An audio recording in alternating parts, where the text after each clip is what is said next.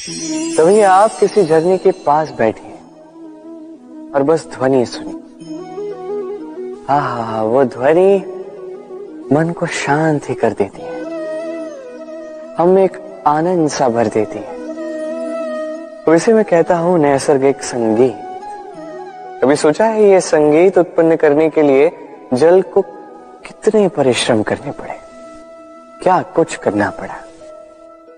सोचिए वो जल कहां कहां से गिरा होगा, किन किन चट्टानों से जाके टकराया होगा, कैसी तीक्ष्ण रेखाओं का सामना किया होगा, उसे कैसे लांघा होगा, अपने तन में समाहित उन पत्थरों से कैसे संघर्ष किया होगा, कैसे आगे बढ़ा होगा।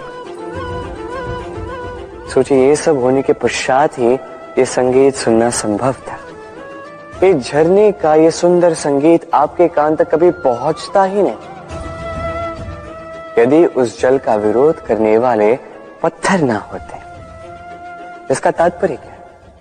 तात्पर्य एक ही है, इन बाधाओं का सामना करें, इनसे दूर ना भागे, क्योंकि ये बाधाएं ये नैसर्गिक है।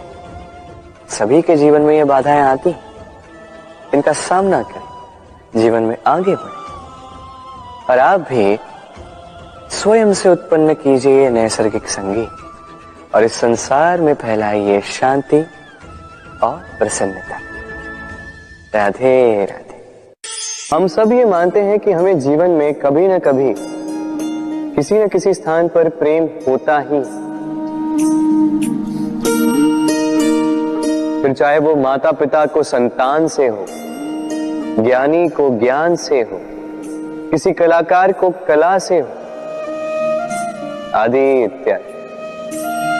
किंतु क्या वास्तव में ये प्रेम ही है? मोह भी तो हो सकता है। अब आप पूछेंगे कि प्रेम और मोह में अंतर क्या? अंतर है बंधन का, जो आपको बांधे वो मोह है, प्रेम में। प्रेम वो जो आपको मुक्त कर विकास की ओर भेजे। चलो आपको एक उदाहरण देता हूं। कुछ माता पिता अपनी संतान को किसी अन्य नगर में पढ़ने के लिए भेज नहीं पाते, अपनी संतान को उसके मित्रों के साथ खेलने के लिए भेज नहीं पाते, चिंतित रहते हैं कि कहीं उनकी संतान को पीड़ा ना पहुंचे, और इसीलिए उसे बांध के रखते हैं।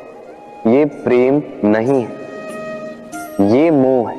क्योंकि यदि ये प्रेम होता तो वो चाहते कि संतान माता पिता की छांव से बाहर निकलकर इस संसार को देखे, उसे समझे, उसे ज्ञान ले, अपनी अनुभवों से सीखकर अपना स्वयं का एक व्यक्तित्व बनाए।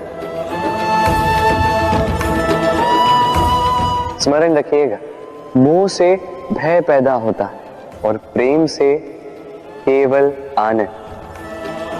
इसीलिए बांधिए मत, मुक्त कीजिए, क्योंकि यही प्रेम है। राधे राधे। इस जीवन में मनुष्य केवल 3 चीजों के पीछे भागता है। छाया अर्थात सहारा, संबंध, काया अर्थात सुंदर सुबल शरीर, और तीसरी माया अर्थात ऐश्वर्य। अब अचंभित करने वाली बात यह है कि समय आने पर यही 3 वस्तुएं हैं जो सबसे पहले आपका त्याग करती है। अंधकार में छाया आपको त्याग देती है, बुढ़ापे में काया आपको त्याग देती है, और अंत में ये माया भी आपको त्याग ही देती है। ये कुछ काम नहीं आता जिसके पीछे आप जीवन भर दौड़े जा रहे थे। यदि कुछ काम आता है तो वो है आपका प्रेम पूर्ण व्यवहार जो आपने संसार को दिया। ये प्रेम ही है जो अंधकार में दिया बनकर आपको प्रकाश देगा। ये प्रेम ही है जो बुढ़ापे में हाथ बनकर आपको शक्ति देगा, सहारा देगा। और जब आपके पास धन नहीं होगा तो यही प्रेम आपको संयोग देगा। इसलिए इस जीवन में यदि कुछ कमाना है तो केवल प्रेम कमाएं। यदि आप भी मेरी बातें दूर की सोचते हैं तो केवल प्रेम कमाएं, और आप इसी प्रेम के साथ कहीं राधे राधे।